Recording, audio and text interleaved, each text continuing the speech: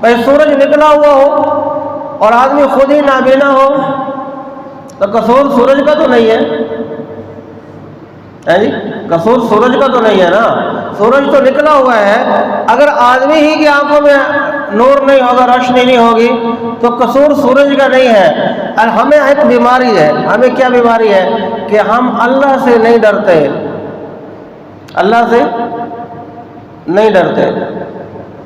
اللہ نے ہمارا علاج یہ تجویز کیا، فرمایا یا ایھا الذین آمنوا کتب علیکم الصیام، ایمان والو تمہارے اوپر روزے فرض کیے گئے ہیں، کما کتب علی الذین من قبلکم، تم سے پہلے والوں پر بھی ہم نے یہ روزے فرض کیے تھے۔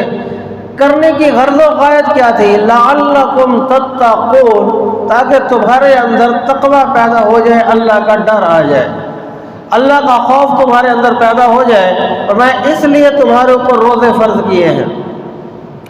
یہ میں مثال سے سمجھیں، جیسے کوئی آدمی جگر کا مریض ہو، یرقان کا مریض ہو، ہیپاٹائٹس ہو گیا، حکیم صاحب کے پاس آیا، انہوں نے کہا میں تمہیں 1 مہینے کی دوائی دیتا ہوں، یہ دوائی ریگولرلی استعمال کرنا اور فلاں فلاں چیز سے احتیاط کرنا، فلاں فلاں چیز سے پرہیز کرنا، انشاءاللہ اللہ نے چاہا تو تو ٹھیک ہو جائے گا۔ اب وہ دوائی لے کر آ گیا، اگر کھا رہا ہے، پرہیز بھی کر رہا ہے تو جو نفع ہونا ہوگا وہ اس کو ہو جائے گا، لیکن حکیم کی دوائی کے ساتھ کوئی وعدہ نہیں ہے اللہ کا کہ اس کے ساتھ فائدہ ہوگا۔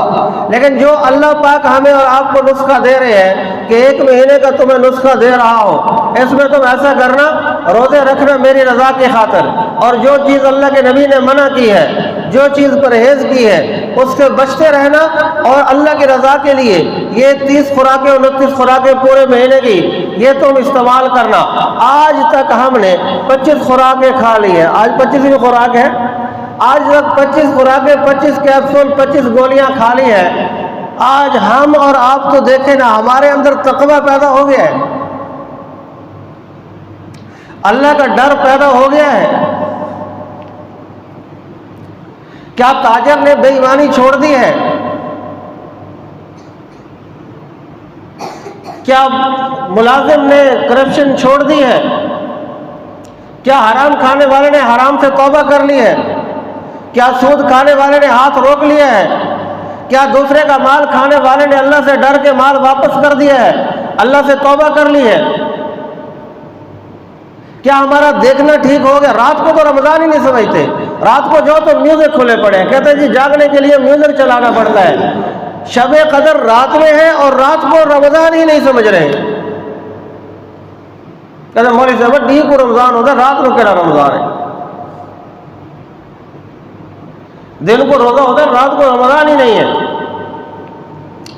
نہ سننا ٹھیک ہوا، نہ دیکھنا ٹھیک ہوا، نہ بولنا ٹھیک ہوا، نہ سوچنا ٹھیک ہوا، نہ دل و دماغ کے جذبات صحیح ہوئے، نہ ہمارا جانا صحیح ہوا، نہ ہمارا ہاتھ کا کام کرنا صحیح ہوا۔ جب کچھ بھی ٹھیک نہیں ہوا تو نسخہ تو سچا ہے کیونکہ اللہ نے دیا ہے، پھر سوچنا یہ چاہیے کہ ہم نے کون سا بد پرہیزی کر رکھی ہے جس کی وجہ سے نسخہ استعمال بھی ہو رہا ہے اور اس کا فائدہ نہیں ہو رہا، تقویٰ پیدا نہیں ہو رہا۔ آپ دیکھ رہے ہو رمضان المبارک کا مقدس مہینہ ہے، ایک آدمی درزی کی چوری کر کے اور اعتکاف میں جا کر بیٹھ گیا، اور دوسرا واقعہ بھی آپ نے پڑھا، کوٹ عبدو کا، بتانے کا بھی دل نہیں کرتا، اسٹیج پہ بتا بھی نہیں سکتا بندہ۔ یعنی ایسے واقعات ہو رہے ہیں، کیا ہوا؟ تقویٰ کیا ہوا؟ کون سا تقویٰ؟ کہاں کا تقویٰ؟ اللہ معاف فرمائے، بازاروں میں ریٹس اور بڑھ گئے، تاجروں نے اور زیادہ کساد بازاری شروع کر دی۔ یہ جو 8ویں عمرے پہ جا رہا ہے، 15ویں عمرے پہ جا رہا ہے اور بازار میں چیز کو شارٹ کر کے اور اپنا جناب گودام بند کر کے جا رہا ہے کہ جب ریٹ بڑھے گا پھر ہم آگے چلائیں گے، پھر ہم ریٹ باہر نکالیں گے یہ مال جس وقت ریٹ بڑھے گا۔ جو اس انداز کے ساتھ چل رہا ہے، اللہ اور اس کے رسول کی نافرمانی کر کے، اللہ کے احکامات کو توڑ کے، اللہ کے خوف کو پیچھے ڈال کے جو اس طرح سے چل رہا ہے اور پھر کہتا ہے میں روزے رکھ رہے ہیں مولوی صاحب، میں نماز بھی پڑھ رہا ہوں، میں تراویح بھی پڑھ رہا ہوں، اندر تقویٰ نہیں آ رہا، اندر اللہ کا ڈر پیدا نہیں ہو رہا، ساری رات نماز، ساری رات تہجد میں بیٹھا رہا، ساری رات اعتکاف میں بیٹھا رہا، دن بھی اعتکاف میں اور دن بھی روزے میں گزرا، رات بھی اعتکاف میں گزری، لیکن جب چاند رات ہوئی، چاند نظر آیا، پتہ چلا کہ بھئی آج چاند نظر آ گیا ہے، صبح عید ہے، اب اعتکاف سے نکل رہا ہے، اعتکاف سے نکلتے ہوئے سب سے پہلا کام کیا کرتا ہے؟ کہتا جلدی کرو، نائی کو بلاؤ اور جلدی سے میرا جو بال ایکسٹرا نکل ہے یہ میرے جسم سے اتارو۔ یہ کون سا تقویٰ پیدا ہوا؟ یہ کون سا تقویٰ پیدا ہوا بھائیو؟ ہمارے اندر اللہ کا ڈر پیدا ہو جائے، اس کے لیے یہ نسخہ تھا، لعلکم تتقون، تاکہ تمہارے اندر تقویٰ آ جائے، تاکہ تم اللہ سے ڈرنے والے بن جاؤ، اپنی خواہشات میں نہ چلو، اللہ کے احکامات میں چلو۔ تم تو بڑے پابند بن کے چل رہے ہو، اللہ نے کہا چھوڑ دو، تم نے حلال چھوڑ دیا ہے، اللہ نے کہا حرام چھوڑ دو، حرام اللہ کے حکم سے کیوں نہیں چھوڑا؟ حرام تو چھوڑنے کے قابل تھا، گناہ تو ویسے ہی چھوڑنے کے قابل ہے، کھانا پینا جو حلال ہے وہ ہم نے چھوڑا ہوا ہے، تو جو حرام تھا وہ اللہ کے حکم سے کیوں نہیں چھوڑا؟ کیوں اندر تقویٰ پیدا نہیں ہوا؟ کیوں ہم نے خواہشات کو اپنا الہ بنا کر اس کے پیچھے دوڑ لگا رکھی ہے؟ میرے بھائیو، خدا کی قسم، رمضان کا مہینہ ایک بات اور بھی بتاتا ہے کہ ہر گناہ کے پیچھے شیطان نہیں ہوتا،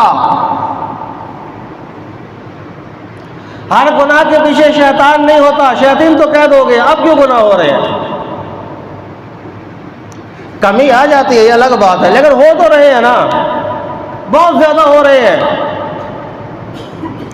قتل و غارت بھی ہو رہی ہے۔ سندھ کے علاقے میں 100 سے زیادہ بندے مار دیے، ڈاکوؤں نے ان سے پیسے چھینے، گولی ماری، اس کو ختم، اور رمضان کے مہینے میں۔ اگر پوچھ لو ڈاکوؤں کا مذہب کیا کہتا ہے، وہ بھی مسلمان ہے۔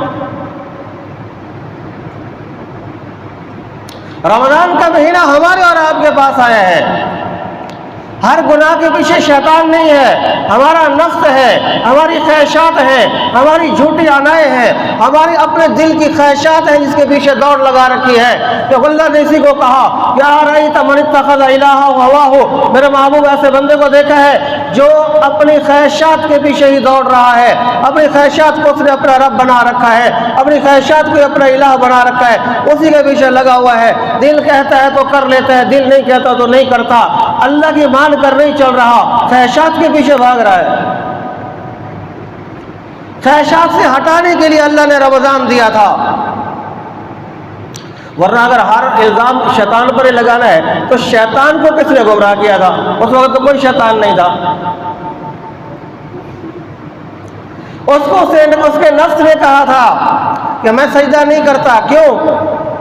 انا خیر منہ خلقتنی من نار وخلقتہ من طین، میں اس سے بہتر ہوں، میں آگ سے بنا ہوں، یہ مٹی سے بنا ہے، میں اس کو سجدہ نہیں کرتا۔ لاجک دینا شروع کر دی، اللہ کے سامنے بات شروع کر دی، حکم نہیں مانا بلکہ خواہشات پہ چل گیا۔ اب جو خواہشات پہ چل رہا ہے یہ اسی کے ساتھ جمع کیا جائے گا جو خواہشات کے پیچھے پہلے چلنے والا تھا۔ اچھا، ایک اور بڑا عجیب سوال ہے، ویسے شیطان کو اللہ نے بنایا کیوں تھا؟ میں نے کہا آج کل تو وہ قید ہے، آج کل ہم گناہ کیوں کر رہے ہیں؟ اچھا، جو بنایا ہے علماء نے لکھا ہے اس میں بھی ہماری اور آپ کی بہتری ہے۔ کیوں؟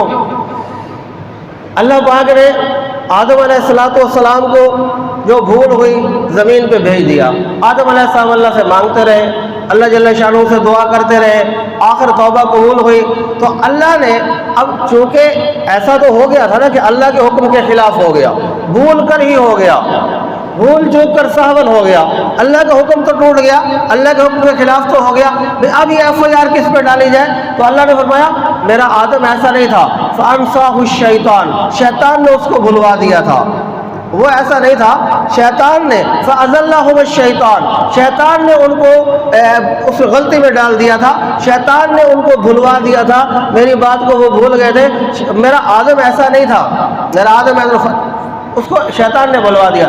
اب FIR شیطان پہ ڈالی، آدم علیہ السلام کو اپنا خلیفہ بنا کے، اپنا نبی بنا کے، اور زمین پہ اللہ جل شانہ نے معاف کر دیا۔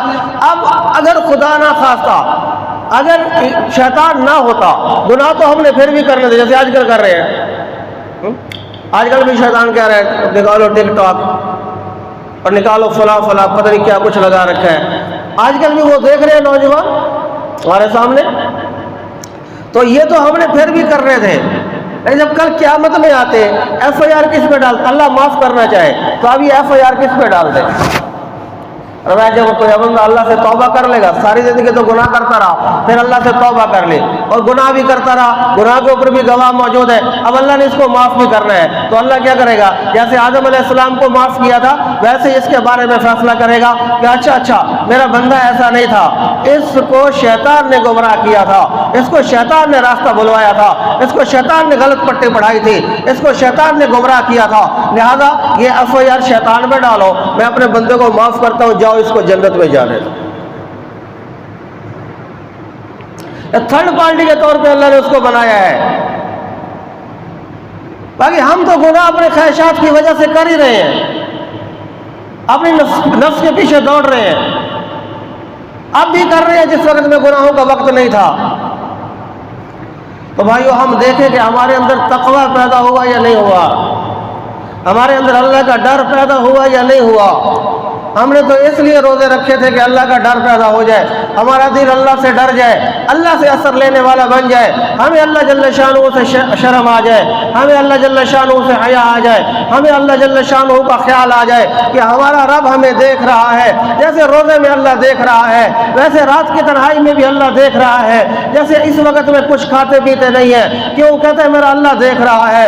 میرے بھائی جب تو بے ایمانی کر رہا ہے اس وقت بھی تجھے اللہ دیکھ رہا ہے، جب تو دو نمبری کر رہا ہے اس وقت بھی اللہ تجھے دیکھ رہا ہے، جب تو اللہ کے نبی کی سنت کو توڑ رہا ہے اس وقت بھی اللہ تجھے دیکھ رہا ہے، جس وقت تو دوسرے مسلمان بھائی کو دھوکہ دے رہا ہے اس وقت بھی اللہ تجھے دیکھ رہا ہے، جس وقت تو ہاتھوں سے کچھ اور دیکھ رہا ہے اس وقت بھی اللہ تجھے دیکھ رہا ہے، جس وقت تو کانوں سے کچھ اور سن رہا ہے، اللہ کی نافرمانی کی بات سن رہا ہے اس وقت بھی تجھے اللہ دیکھ رہا ہے، جس وقت تو ہاتھوں سے کوئی ظلم کرتا ہے اس وقت بھی تجھے اللہ دیکھ رہا ہے، جس وقت تو قدموں سے چل کے گناہ پہ جاتا ہے اس وقت بھی تجھے اللہ دیکھ رہا ہے. مجھے بتا تو اللہ سے کہاں چھپے گا؟ اگر روزے میں نہیں چھپ سکتا تو روزے کے بغیر بھی نہیں چھپ سکتا. اگر روزے میں خیال آ گیا کہ میرا اللہ دیکھ رہا ہے میں اس لیے نہیں کھاؤں گا نہیں پیوں گا، میں اللہ کی نافرمانی نہیں کروں گا، میں نے اللہ کے پاس جانا ہے، اللہ جل شانہ نے مجھ سے پوچھنا ہے، میں نے اللہ کے سامنے کھڑا ہونا ہے. وَأَمَّا مَنْ خَافَ مَقَامَ رَبِّهِ وَنَهَى النَّفْسَ عَنِ الْهَوَىٰ فَإِنَّ الْجَنَّةَ هِيَ الْمَأْوَىٰ. اللہ فرما رہے ہیں کہ جو آدمی جو اللہ کے سامنے کھڑا ہونے سے ڈرے گا، خواہشات کو چھوڑ دے گا، خواہشات کے پیچھے نہیں دوڑے گا بلکہ اللہ کو راضی کر کے چلے گا، اور اس کا ٹھکانہ جنت ہوگا. جیسے روزے میں اللہ کو یاد رکھا ہے ویسے پوری زندگی میں اللہ کو یاد رکھنا ہے. روزے کے ذریعے سے تقوی پیدا ہو گیا تو اللہ کا شکر ادا کرے، اگر نہیں تو اب بھی وقت ہے، اب بھی توبہ کر لے، اب بھی وقت ہے، اب بھی توبہ کر لے.